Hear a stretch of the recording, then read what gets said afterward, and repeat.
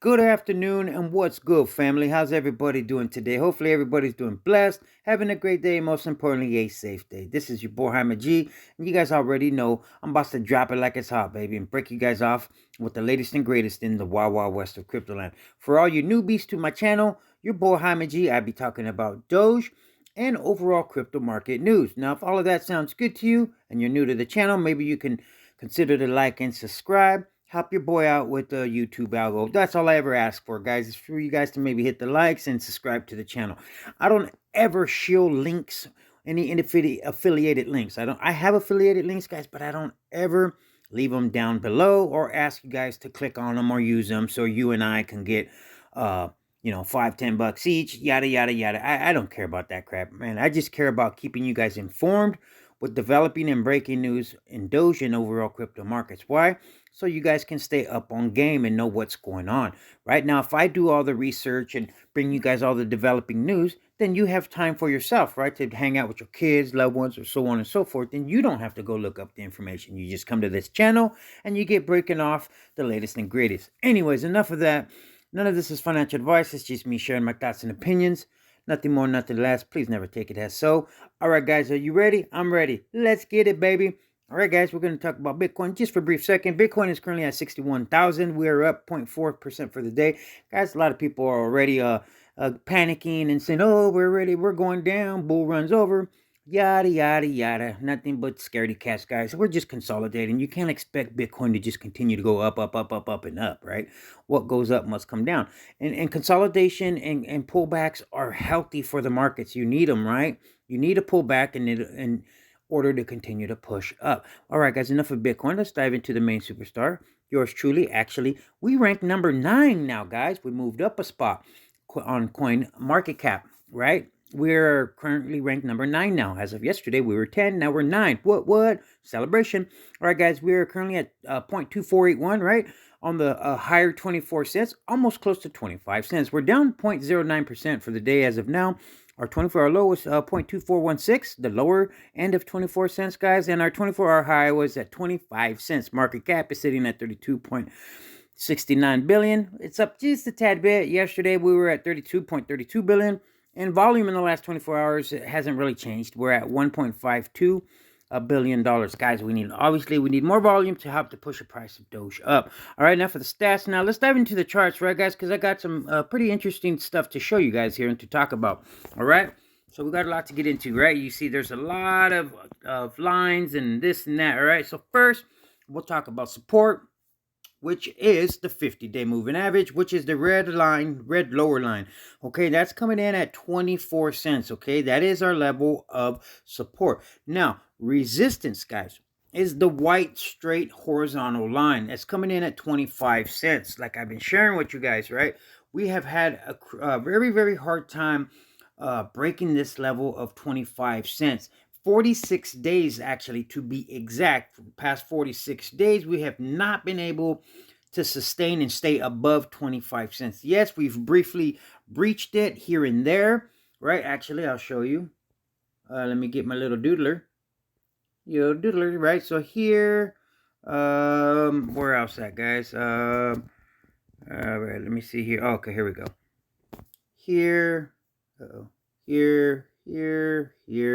Right, guys, we briefly broke past it. We're at about 26 cents. Actually, on this one here, we hit the 200-day moving average at 27 cents, right? Which is a very, very crucial level. Once we break to that 200-day moving average, it's on, baby. But for now, guys, we have to break resistance at 25 cents. Like I said, it's been acting as a major, major level of resistance, guys, that we can't break. Like I said, 46 days to be exact, that we have not been able to sustain and stay above 25 cents.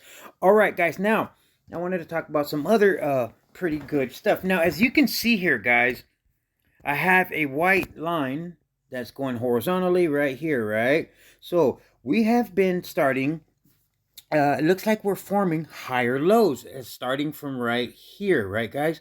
We're going higher, low, and then higher, right? So that is what you call higher lows, right? As you can see, right? And we've been, be quiet. Sorry, guys.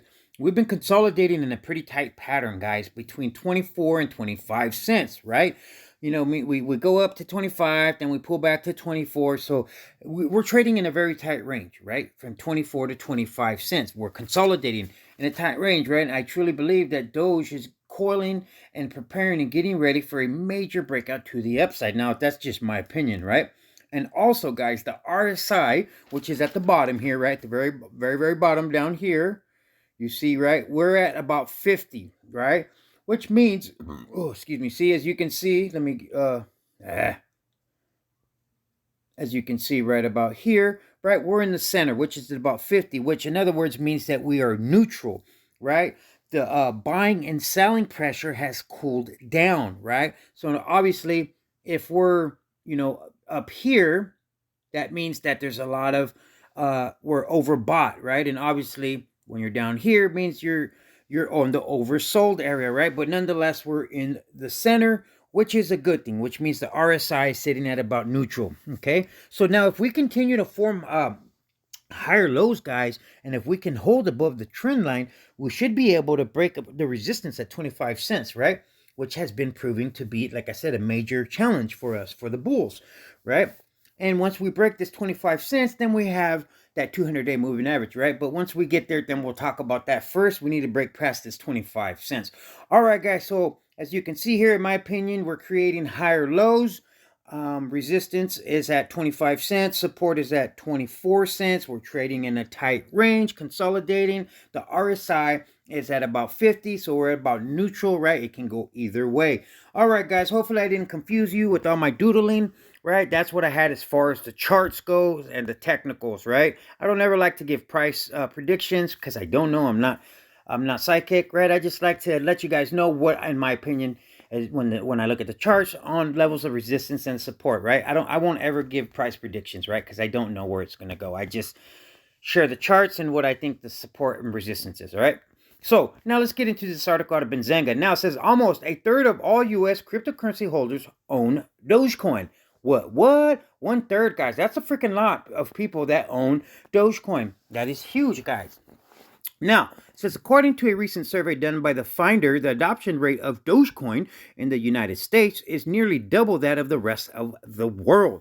Right? So in other words, guys, obviously us here in America, we are the biggest holders of Dogecoin. It says Dogecoin adoption in the U.S. supersedes Bitcoin, Ethereum, with 30.6% of crypto owners saying they own Dogecoin. That's 1.6 times the global average adoption rate of 19.2. That is humongous, guys. Now, says the survey finds, okay, and it talks about, I'm not going to really dive into all these other articles because it talks about Cardano, Binance, and all these other coins, right, guys?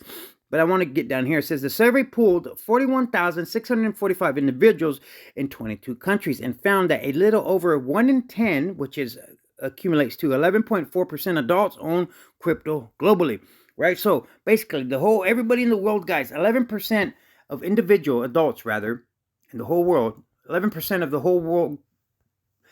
You get what I'm trying to say.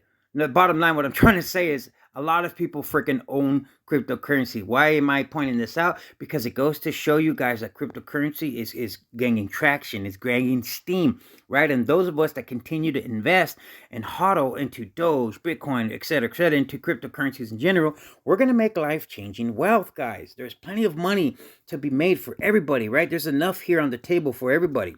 All right, guys. Now, that's what I had for as far as Doge news goes, guys. Not a whole lot, right? It just goes to show you, though, what here in America, the sentiment, right? That a lot of us Americans, we love Doge. All right, guys. Now, let's dive into some overall crypto news, right? Let's keep you guys informed of what's going on with the latest and greatest. Now, it says,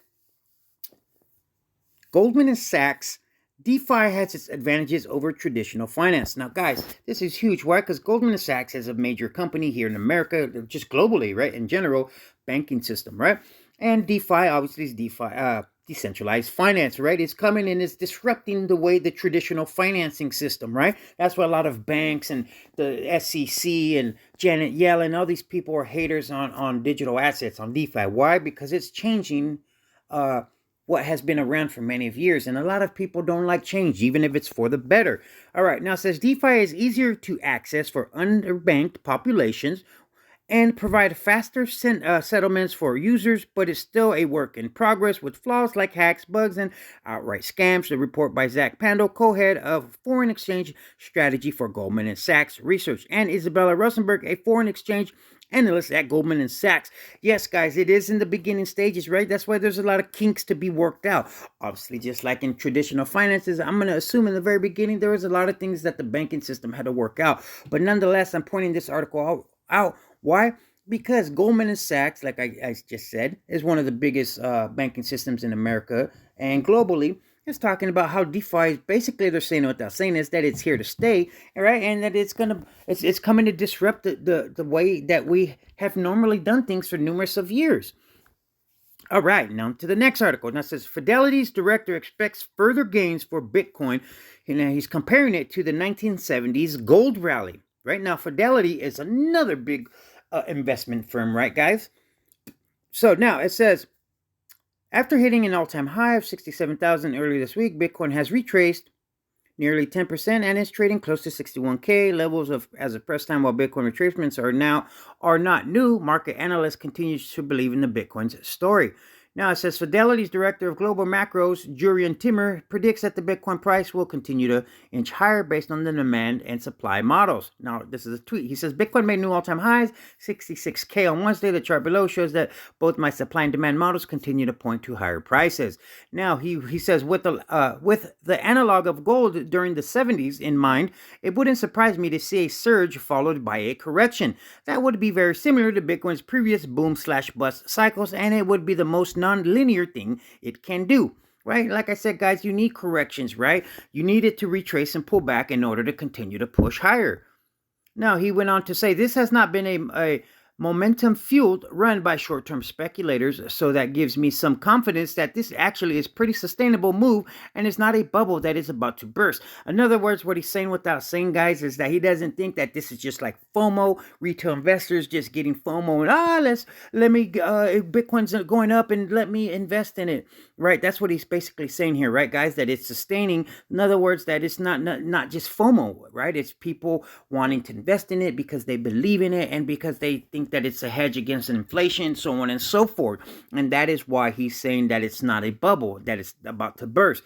That's why he's saying it's a pretty sustainable move, right? That's what he's saying without saying. All right, guys. Now I'm going to close out with this article here.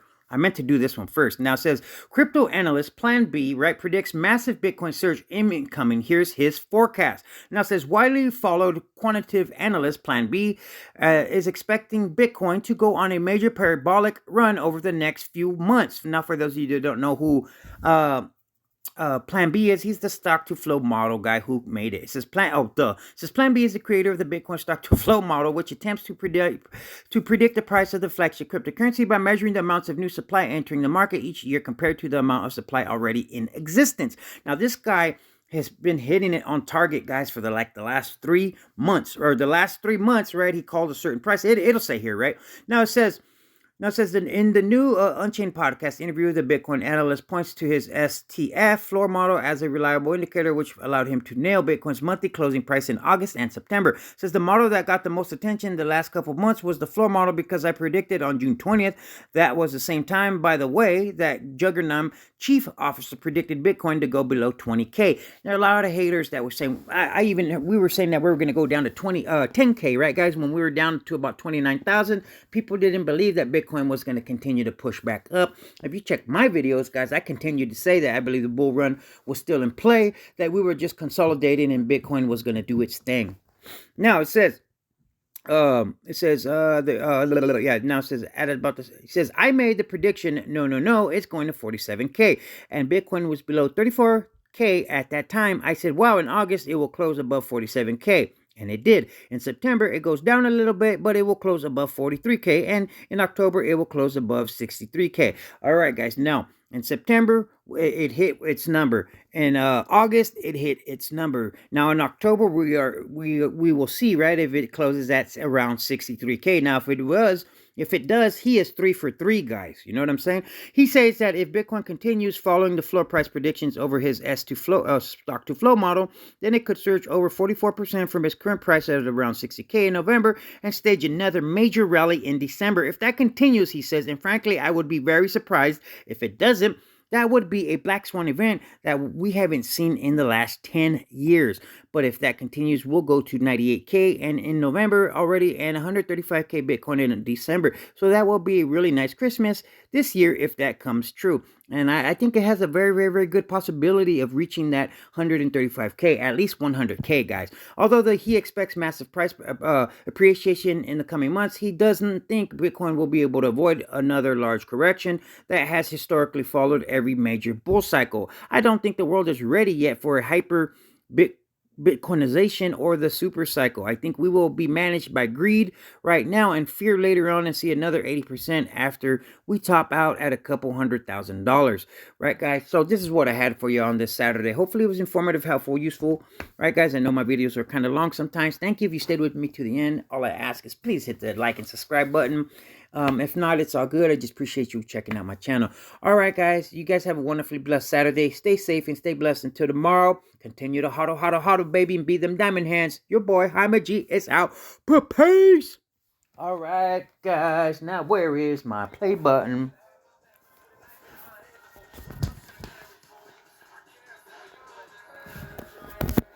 Looking for my stop button. There it is.